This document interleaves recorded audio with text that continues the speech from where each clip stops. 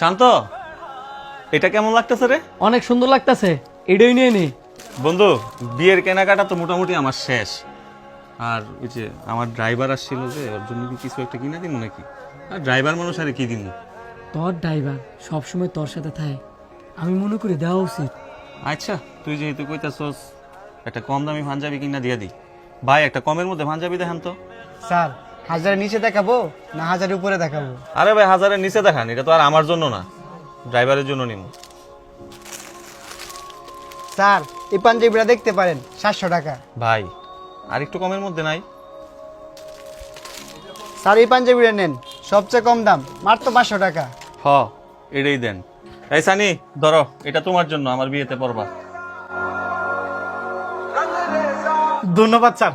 Sir, যদি কিছু মনে না করেন, আপনি একটা মিনিট দাঁড়ান, আমি এখন এইতাছি। ভাই, আমার স্যারের বিয়ে তো, স্যারের বিয়ে উপলক্ষে আপনি স্যারের একটা পাঞ্জাবি উপহার দিতে চাই। আপনি ভালো দিকে আমার একটা পাঞ্জাবি দেন না?